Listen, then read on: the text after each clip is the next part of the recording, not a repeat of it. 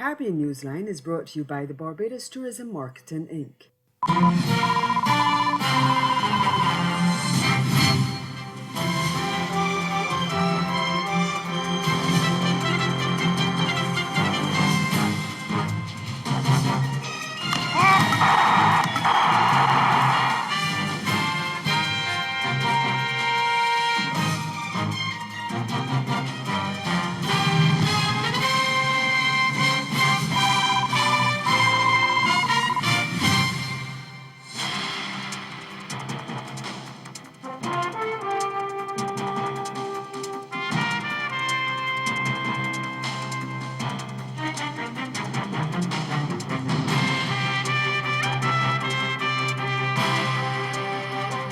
Caribbean Court of Appeal reinstates the election petitions filed by St. Vincent and the Grenadines' main opposition. Our top story in Caribbean Newsline for Tuesday, March 7th. From the CMC News Centre in Bridgetown, I'm Dawn Paris. Good evening and thanks for joining us. Just over a year after losing elections in St. Vincent and the Grenadines, the main opposition New Democratic Party, the NDP, has recorded a victory after having their petitions challenging the results in the Central Leeward and North Windward constituencies thrown out by the High Court in St. Vincent and the Grenadines. The Eastern Caribbean Court of Appeal, sitting in St. Lucia, reinstated them on Tuesday, citing bias by the trial judge, Justice Brian Cottle. Justice Cottle had initially thrown out the petitions as improperly filed, but the Court of Appeal ruled that the order to strike out petitions be set aside and that the hearing of petitions be heard expeditiously by a different judge. The NDP lost the December 9th, 2015 polls by just one seat. It won 7 seats to the United Labour Party's 8. The opposition is asking the court to either declare its candidates in the contested constituencies winners or order fresh elections in those districts.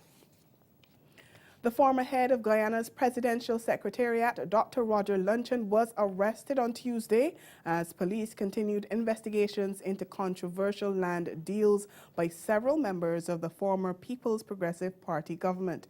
Luncheon was taken away from the office of the opposition leader in the presence of former Presidents Bart Jagdeo and Donald Ramotar, as well as former Attorney General Anil Nandlal. According to reports from Georgetown, Luncheon was held for alleged misappropriation of state assets and conspiracy.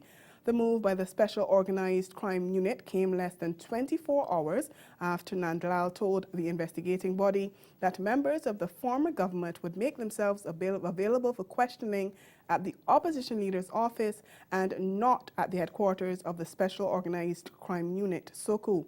Dr. Luncheon, who is suffering from gastrointestinal cancer, spoke with reporters as he was being led away by the police.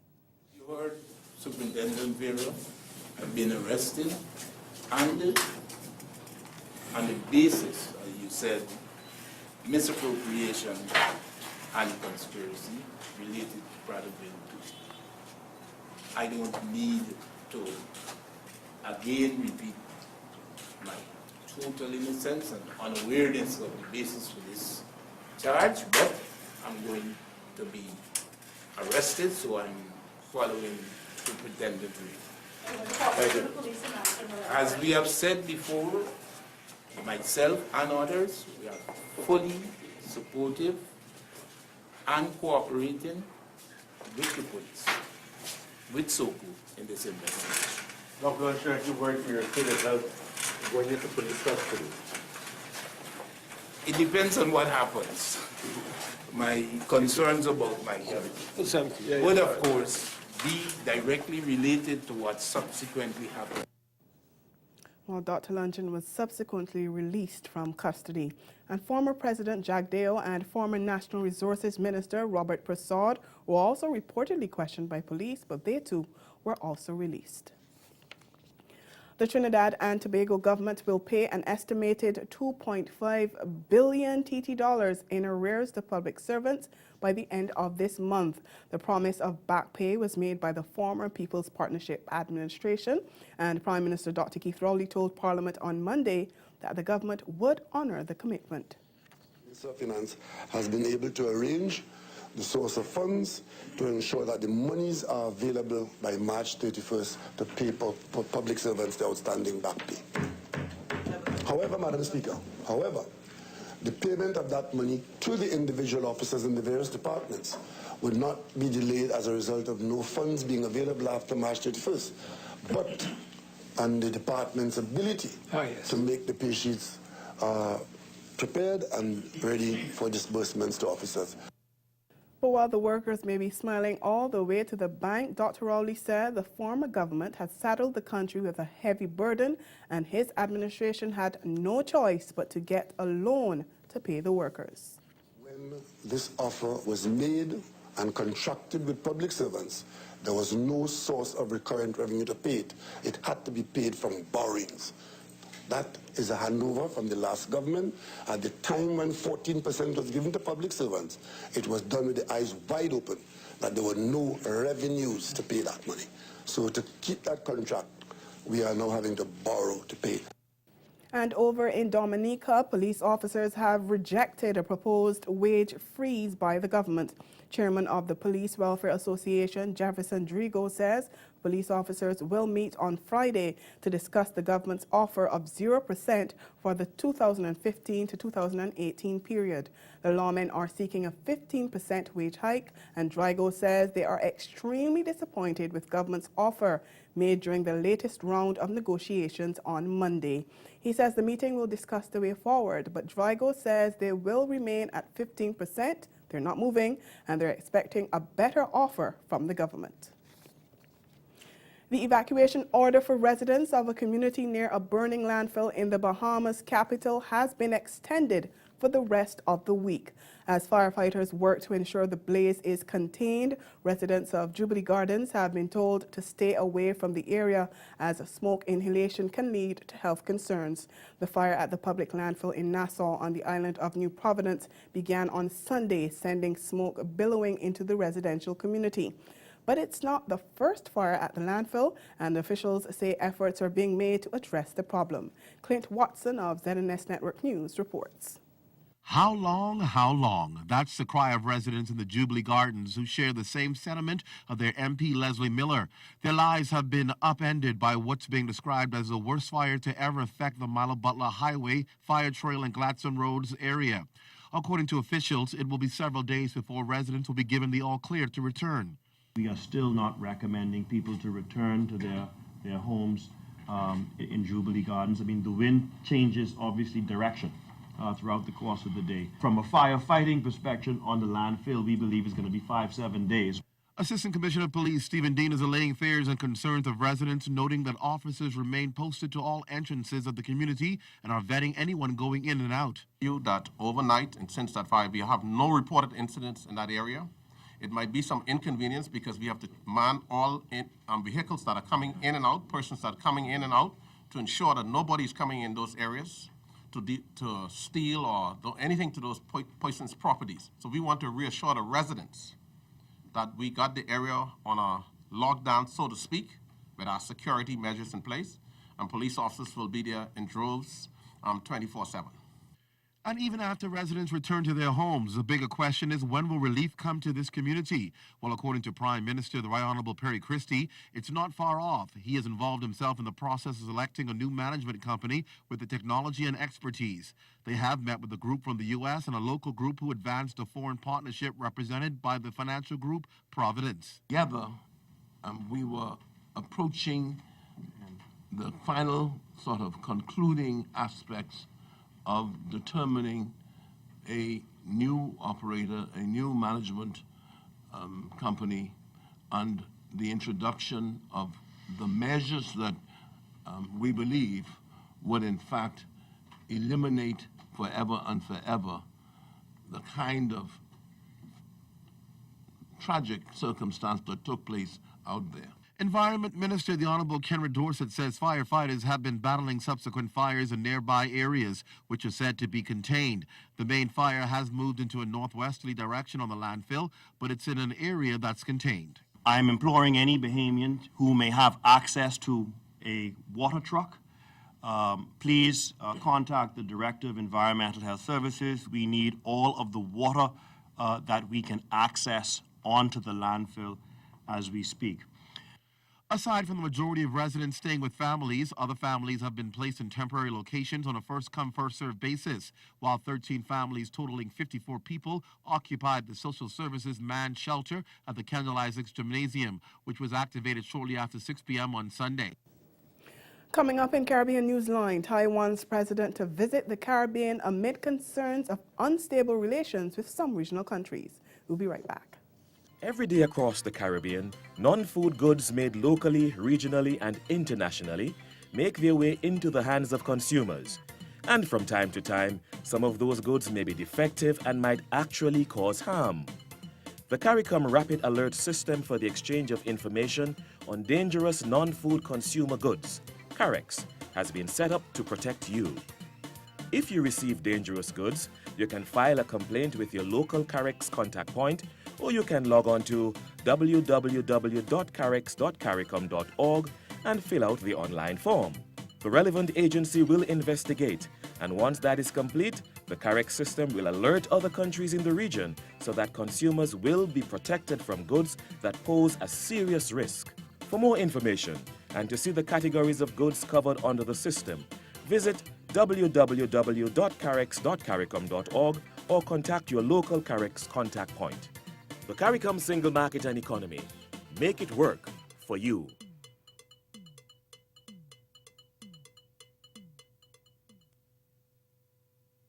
Awards for Excellence invites nominations for its next awards cycle in the categories Arts and Letters, Science and Technology, Public and Civic Contributions, and Entrepreneurship.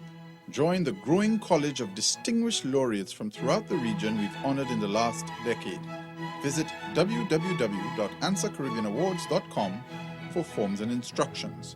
Nominations close on March 31st.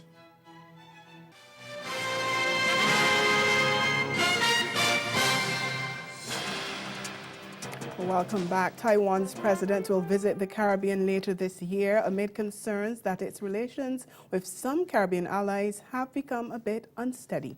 Taiwan has relations with St. Kitts Nevis, St. Vincent and the Grenadines, St. Lucia, Belize, Haiti, and the Dominican Republic.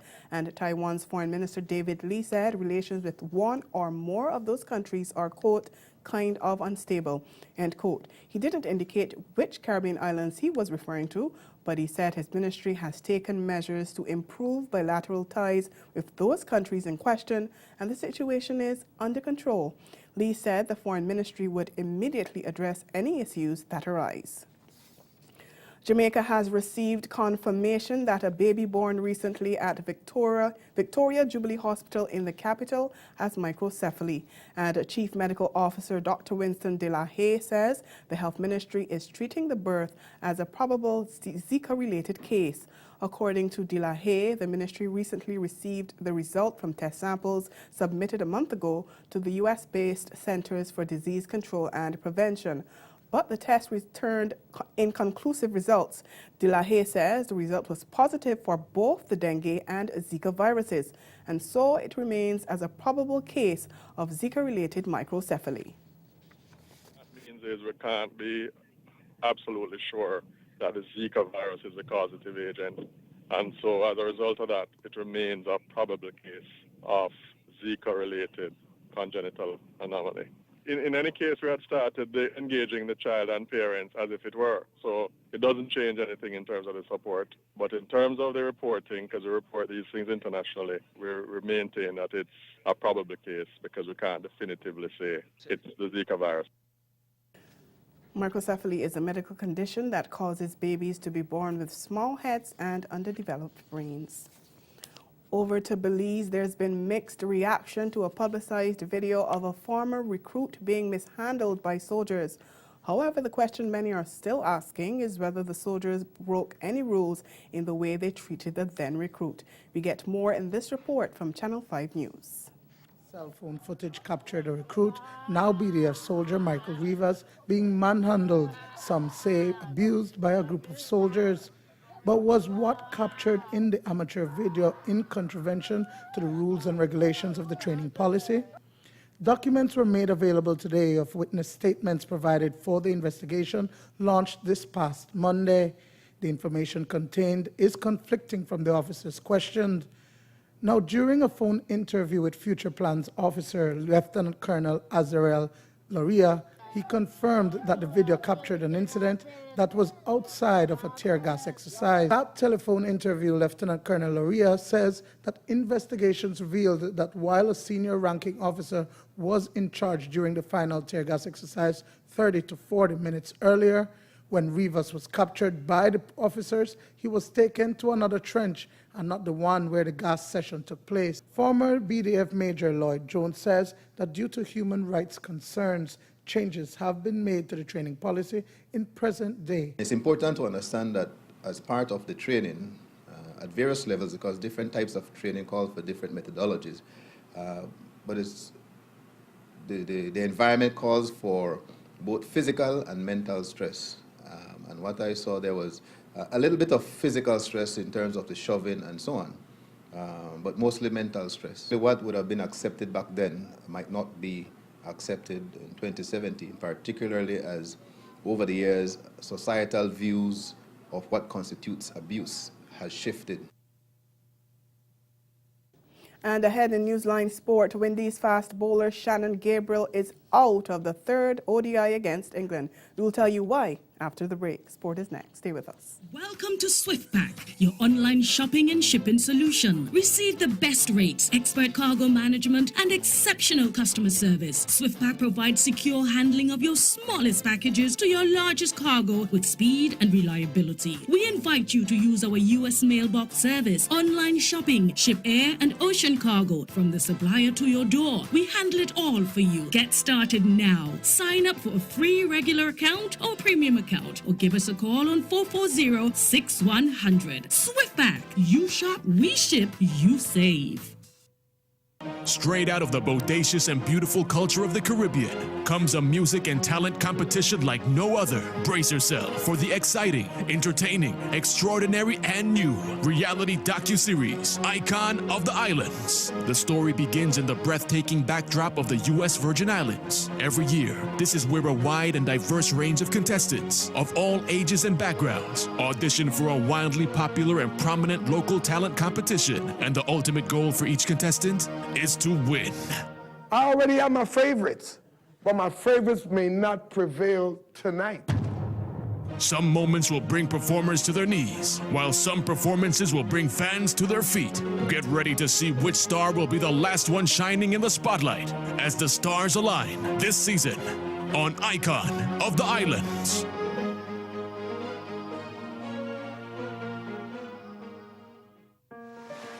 It's not about exercising. It's having the strength to do what you're passionate about. It's not about the road traveled. It's about the one to be traveled. An important thing in life is finding the perfect balance between body and soul.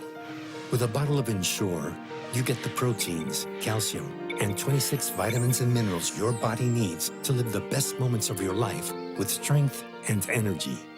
Your life, your health, your Ensure.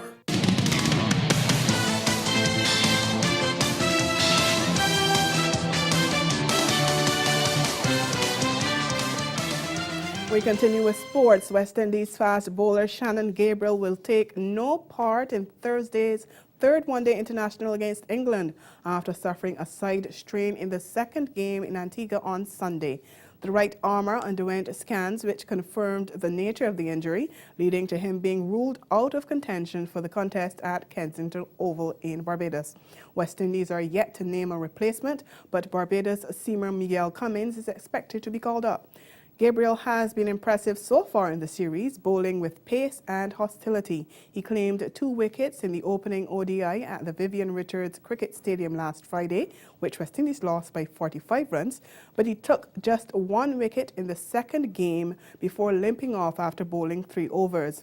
West Indies went down by 4 wickets in that match to concede the series. The 28-year-old Gabriel has taken 16 wickets from 10 ODIs since making his debut last June. Meanwhile, Guyana Jaguars has replaced veteran Christopher Barnwell with under-19 star Kimo Paul ahead of action in the regional 4-day competition, which gets underway this weekend. Calvin Chapman of HGP Sports tells us why. The Jaguars have made one change from the team that played in the first half of the tournament, with Youth World Cup winner all-rounder Kimo Paul replacing senior all-rounder Christopher Barnwell, who has been experiencing a dip in form. The team leaves for Jamaica on Tuesday, where they will face the Jamaican Scorpions from Friday before traveling to Trinidad and Barbados. The Jaguars return home for their last two matches after the completion of the three-match Pakistan ODI series in Guyana from April 7 to 11. Despite having their practice match washed out last week, many of the regional Super 50 players are also in the 4-day team and would have had much match practice in the recently concluded tournament.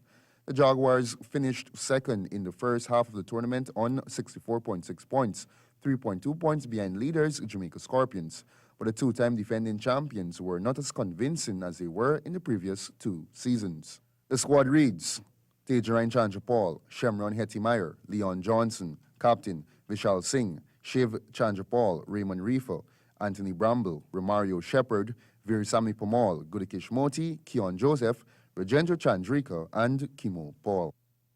Staying with cricket, discarded West Indies coach Phil Simmons believes Afghanistan's one-day series against West Indies in the Caribbean later this year will serve as a great opportunity for the fledgling side to begin to make strides in international cricket. Afghanistan is an associate member of the International Cricket Council, and the team will be playing their first ever bilateral ODI series against a major international full member when they take on West Indies in May-June. Simmons, who was hired recently by the Afghanistan Cricket Board to prepare the squad, said the aim is to be competitive and make inroads. In Simmons' first series in charge last month, the Afghans beat Zimbabwe 3-2 in a 5-match series in Harare, a tour that the Trinidadian believes his side could have won more convincingly. Well, Afghanistan is ranked 10th in the ICC one-day rankings. That's one place behind two-time former world champions West Indies, with Zimbabwe 11th and Ireland 12th. Under fire Test captain Misbah-ul Haq will lead Pakistan on their 3-match tour of the Caribbean starting in April after rejecting calls for his resignation and making himself available.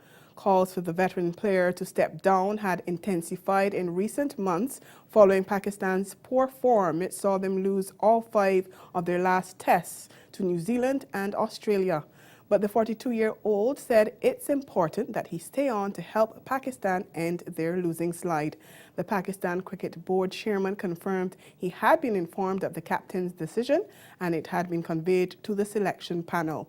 A PCB statement subsequently indicated that he would be at the helm for the West Indies series. Pakistan faced West Indies in the opening test at Sabina Park in Jamaica from April 22nd to 26th, and in the second test at Kensington Oval in Barbados from April 30th to May 4th, before clashing in the final game at Windsor Park in Dominica from May 10th to 14th. St. Lucia Zouks have undergone a name change for the upcoming Caribbean Premier League season. The franchise has now been rebranded St. Lucia Stars. Franchise owner Jay Pandya, whose Philadelphia-based Royal Sports Club purchased the Castries-based outfit last October, said the new name would reflect all the characteristics of the Caribbean country. The new logo of the franchise has been designed to reflect a new, bold and vibrant identity and is comprised of 3 different elements: the iconic Piton Mountains, the colors of the St. Lucia flag, and the cheer of the St. Lucian people. Captain Darren Sammy says St. Lucia Stars would be aiming in the upcoming season to reflect all the changes embodied in the franchise name. Zouks had one of their best seasons last year when they reached the playoffs for the first time in the 4-year history of the competition.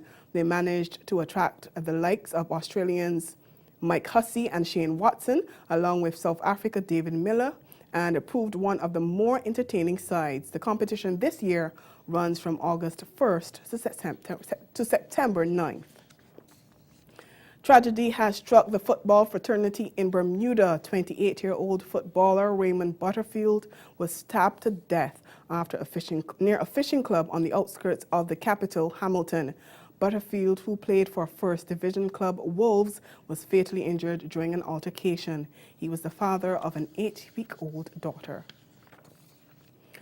Switching sports now, informed Jamaican rider Andrew Ramjeet stretched his lead at the top of the Turf Paradise standings when he stole the show with 3 winners on Monday's 8-race card.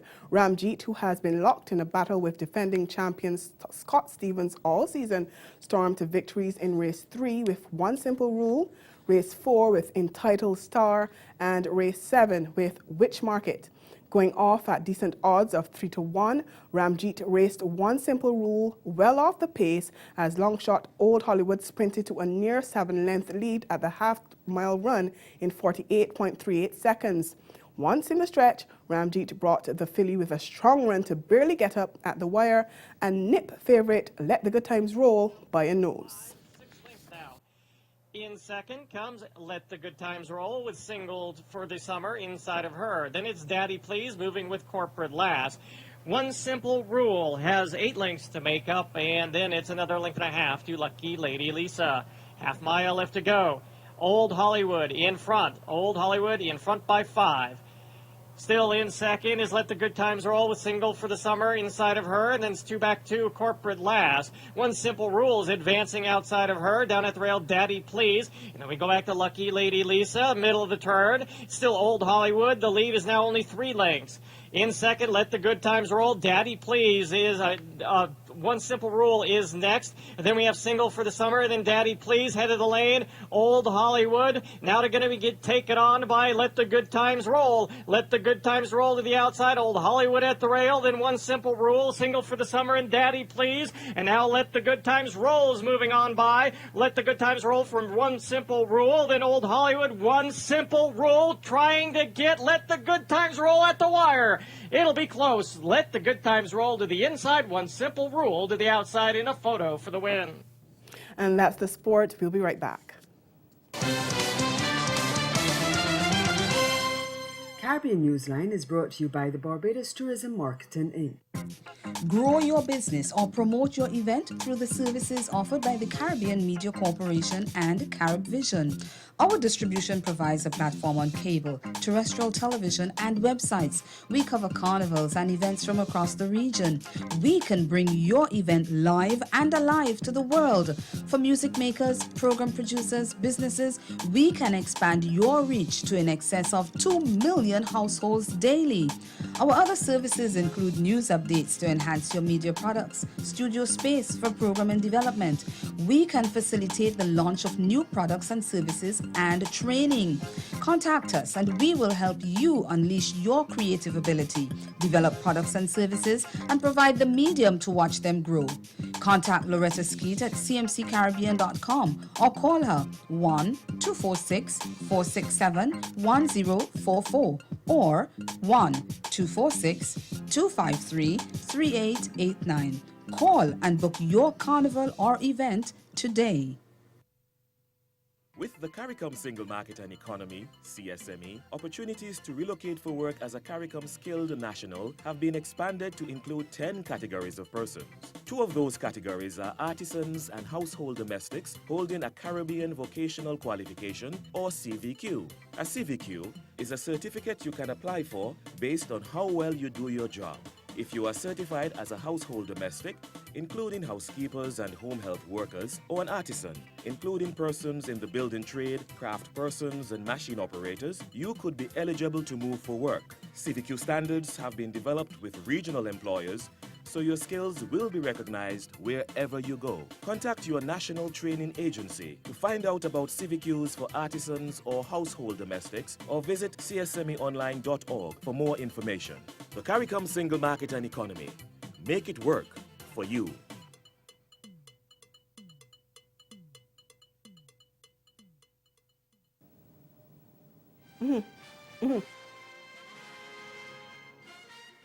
Again, the major developments of this day: the Eastern Caribbean Court of Appeal reinstates the election petitions filed by St. Vincent and the Grenadines' main opposition. And in sport, injury rules West Indies fast bowler Shannon Gabriel out of the 3rd ODI against England. And that's Caribbean Newsline. For news and sports round the clock, log on to CanadaNews.com. We'll be back here again tomorrow. But from all of us at CMC News, thank you for watching and have yourselves a good night.